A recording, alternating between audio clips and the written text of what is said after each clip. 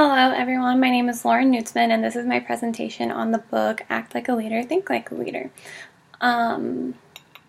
So starting at slide 2, the traditional model goes if you change the way you look at or think about things, then that will change what you do. Ibarra is challenging this model and proposing that a much better and more successful system is to change what you do, and that will change the way you think. Slide 3. She proposes that change happens from the outside in instead of from the inside out. Put in simple terms, if you do good, you'll be good. Instead of using past experiences to change the way you think, go out and gain new experiences and do new things, and that will change the way you think. She calls this proposal the outside principle. The best way to think like a leader is to first go out into the world and plunge yourself into new activities, meet new people, and experiment with unfamiliar ways of getting things done. By doing these things, you will gain new experiences, and in return, this will change the way you think. Slide 4. The first idea I found important was the idea of avoiding the competency trap. I had never thought about this idea, and it really struck a chord with me when she explained it. We devote so much time into doing what we do well and only get better at that instead of learning new things that are also important and could benefit us. I think I am very guilty of this and should spend more time learning new things instead of only doing my routine work and focusing on improving on doing it more efficiently. The second idea I found surprising was the idea behind the 6-degree approach. I had never heard of this before, and I found it very interesting.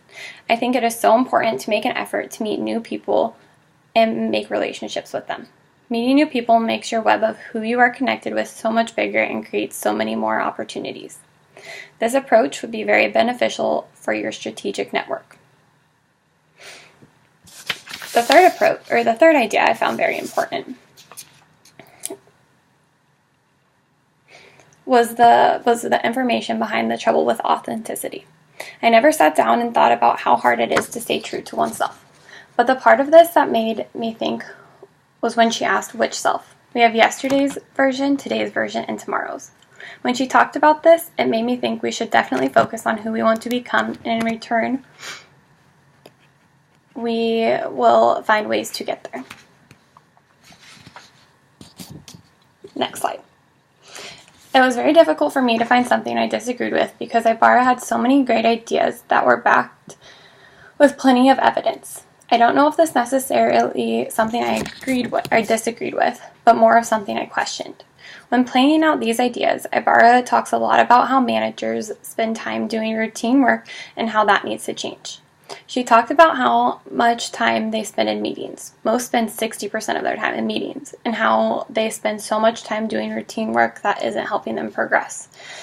They need to make time just to think and network outside of the company and outside of the small work group that they are in. She gave lots of other examples of what they should be spending their time doing. My question is, where do they find time to do the routine work that they have been doing for so long? Do they make people below them do that routine work to make more time for them to focus on becoming a leader?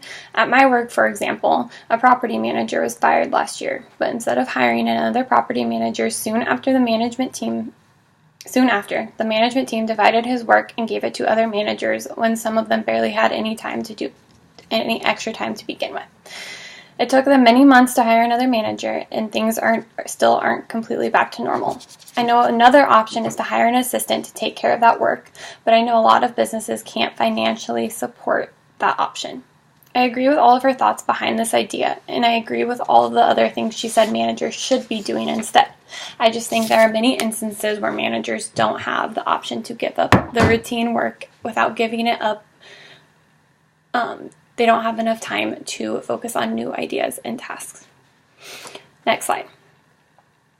Ibarra made it very obvious that the most important network to focus on is strategic network, and I completely agree with her. Although I believe your strategic network is the most important, I think you need to have a strong operational and personal networks as well. The reason I think your strategic network is the most important to focus on is because it is a network that keeps you progressing. This network helps you play out your ideas for the future. Having strong operational and personal networks, I believe, will keep you safe where you currently are, but won't help you as much when you are working towards future goals. I know I am completely guilty of preferring to interact with people who are similar to me and people that I can relate to. I have trouble going out of my way to build my network, and this is something I really need to work on, so I found this entire section very interesting. Next slide. I think one of the main challenges of building a strategic network is building strong relationships with a diverse range of contacts. And it's somewhat nerve-wracking to put yourself out there and meet contacts that will help your future ideas. Actually, thinking through a plan and a strategy will help, but this network definitely involves more work to grow than the other two kinds of networks. On another note, I also think it is harder to stay in contact with these people and keep these relationships going.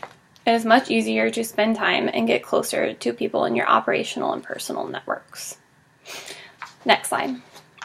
I was given the chameleon mindset, so I'll be debating why this is better than being a true to selfer. Right when Ibarra started chapter 4 off, she talked about the importance of working towards a future version of your authentic self by going outside the boundaries of who you are today. This is exactly what a chameleon does. Unlike true to selfers, chameleons have no qualms about shifting shapes in order to meet goals and get where they are trying to go.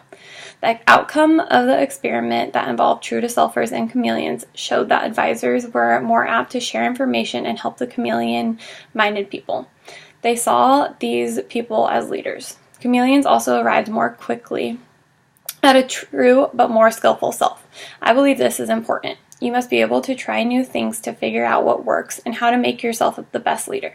But it is more than just you seeing yourself as a leader. Others must also see you as a leader.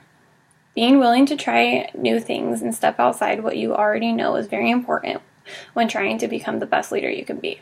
True to selfers stick to what they already know, and they hold back because they fear getting it wrong.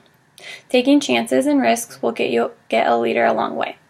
Chameleons possess these qualities, and this is why I believe it is better to be a chameleon than a true to selfer. Last slide. Thank you for listening to my presentation today, and I hope you enjoyed it.